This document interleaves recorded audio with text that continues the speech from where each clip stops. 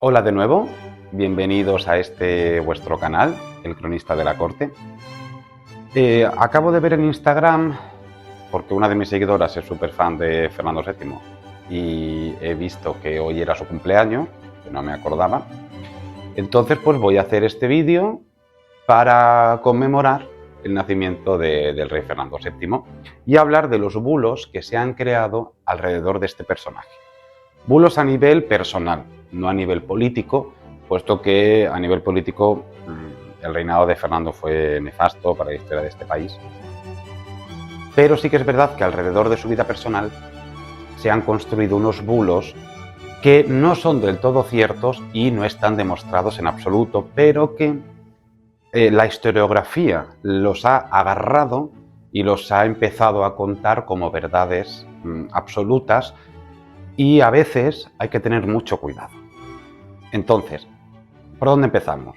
Fernando nace en 1784 y muere en 1833. Él es hijo, como todo el mundo sabemos, de Carlos IV, en aquel entonces príncipe de Asturias, y de María Luisa. Villaurrutia, el marqués de Villaurrutia, un autor de principios del siglo XX, afirmaba que el rey Fernando no era hijo de Carlos IV, sino que era hijo de un sacerdote del Escorial.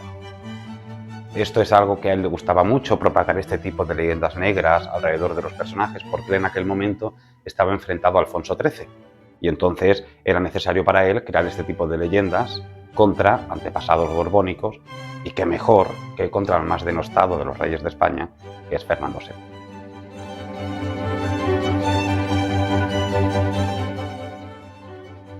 El reinado de Fernando, si no contamos ese pequeño tiempo en 1808 que él es rey, va de 1813 a 1833 y se divide en tres periodos: el sexenio absolutista, del 13 al 20, el trienio liberal, del 20 al 23, y la década ominosa, del 23 al 33. Y a lo largo de su vida se casa 4 veces. El primer matrimonio en este canal ya lo hemos visto en el documental de María Antonia, la princesa olvidada, y ahí hemos hablado de los bulos también que hay alrededor de este matrimonio, y por eso lo dejamos aparte para que lo veáis en esos vídeos. Pero sobre todo en la primera y en la segunda mujer se han contado muchos bulos alrededor. Primero, el famoso tamaño del miembro de Fernando. Hay una descripción que rula por ahí por internet y en muchos libros que viene de Prosper Mérimée. Lo que pasa que cogemos lo de Prosper Mérimée y ya lo empezamos a transformar. Y yo por ahí he visto que dicen que Prosper Mérimée era un médico, o incluso agarran estas descripciones y dicen que los médicos de la corte daban esa descripción, y eso es falso. La descripción la da Prosper Mérimée en una carta a un amigo suyo. Y él dice que esa descripción le viene por una dama de la corte, probablemente la condesa de Montijo, que era muy amiga de Prosper Mérimée. Pero la condesa de Montijo era una mujer que le gustaba mucho conspirar y le gustaban mucho los chismes y los bulos. Entonces, habrá que ver hasta qué punto esa famosísima descripción es cierta. Porque más allá de esa descripción que hay en la carta de Prosper Mérimée a su amigo, no hay ninguna descripción más. Por ahí por internet rula una foto de un cojín que dicen que era el que usaba para poner tope a la hora de tener relaciones sexuales con sus mujeres. Ese cojín es falso. Ese cojín que rula por internet no es real. Eso es un cojín antiescaras, que sirve para prevenir úlceras. Yo he preguntado por activa y por pasiva, en Patrimonio Nacional, por todas partes. Ese cojín no existe. Es decir, el cojín que hay en internet no es el cojín de Fernando VII. Y Fernando VII no utilizaba ningún cojín. Entonces, esa historia viene de los bulos, pero él no utilizaba cojín. Y esa imagen que está dando vueltas por internet no es una imagen real, puesto que ni Patrimonio Nacional, ni el Archivo de Palacio, ni nadie sabe de dónde sale esa foto, porque ese cojín no existe en ninguno de esos museos ni en ninguno de esos archivos. Por lo tanto, es una foto falsa, o por lo menos es falso atribuirlo a que era el cojín de Fernando. Hay historias también en referencia a la segunda esposa, María Isabel, que dicen, que la llaman la reina que murió 2 veces, porque según nos cuentan, ella muere, o por lo menos cae como si estuviera muerta, en su segundo embarazo, en su segundo parto, le hacen una cesárea para sacar a la criatura que nace muerta y de repente ella se despierta y empieza a gritar dolorida, todo lleno de sangre y una muerte espantosa. Esa muerte también es mentira. María Isabel no muere de una cesárea. María Isabel muere de obesidad. Es decir, ella sí que es verdad que ese parto le acelera la muerte, pero Isabel estaba ya a punto de morir. Existen cartas y documentos del médico de la Embajada de los Estados Unidos que la trataba, donde hablan de que María Isabel estaba obesa. Y ese fue el principal problema de María Isabel, si le añadimos la epilepsia que ella ya tenía de antemano. Con la tercera esposa también hay muchos bulos. El más famoso de ellos es que ella, en la noche de bodas, se orinó y se defecó asustada al ver el tremendo miembro de Fernando. Ese es otro bulo. Ni ella salió despavorida de la habitación. Dicen que ella se asustó y que además no se pudo comunicar con con él, porque él no hablaba alemán. Sí, Fernando no hablaba alemán, pero Fernando hablaba perfectamente francés. María Josefa hablaba perfectísimamente francés.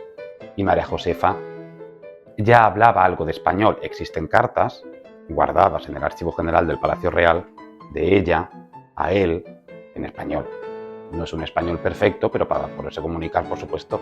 Y además, los dos hablaban francés. Se podían haber comunicado.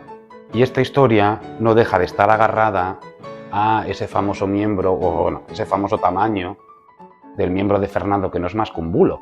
No es algo que se pueda demostrar. Y desde luego, ella no salió despavorida en ningún momento. Existen cartas de ella a su padre, pocas, pero hay. Existen cartas de ella a su hermana en la Toscana, donde hablan perfectamente de lo bien que se llevaba con su marido. Así que esos bulos de que él se llevaba muy mal con ella, todo eso es nada más que propaganda y leyenda negra que surge alrededor de estos personajes. Eso no quiere decir que hay que vanaglorar a Fernando, ni muchísimo menos, puesto que el reinado de Fernando, como digo, fue catastrófico. Pero sí que hay que quitar todas estas leyendas negras alrededor de estos personajes, sobre todo los personajes que rodean a Fernando, que son personajes muy desconocidos, puesto que no hay biografías ni de María Isabel ni de María Josefa. De María Cristina, que es la última, eso es otro cantar, también hay mucha leyenda negra alrededor de ella, pero sí que se conoce un poco más de su vida. De estas dos personajes no se conoce nada, y hay mucha mentira que se cuenta de ellas, como que la tercera esposa, María Josefa, estuvo educada en un convento católico. Mentira. Que ella no se quedó nunca embarazada porque era infértil. Mentira. Ella se quedó embarazada, lo que pasa es que abortó en 2 ocasiones. Él, Fernando, también se cuenta mucho de que se iba de prostíbulo en prostíbulo. A mí me cuesta mucho creer eso. Fernando parece ser más bien de estos primeros Borbones, muy activos sexualmente, como su bisabuelo Felipe V o como su hermano Francisco de Paula, pero que les costaba mucho poner los cuernos. Eso es una impresión mía.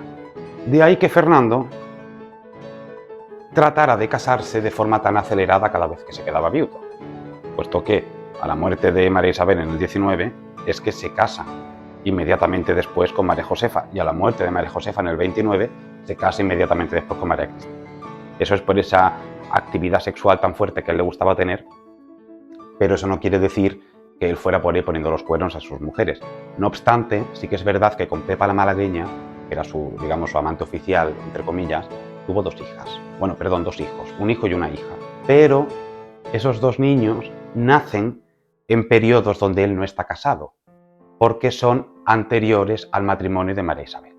A partir de que se casa con María Isabel, deja de tener contacto con Pepa la Malagueña, al menos documentalmente hablando. Bueno, pues esto es este vídeo corto que he querido hacer sobre los bulos del rey Fernando que se me han ocurrido al ver que hoy era su cumpleaños. Espero que os haya gustado y nos vemos pronto en un nuevo documental que ya estoy empezando a preparar sobre su segunda esposa, María Isabel de Braganza. Hasta luego.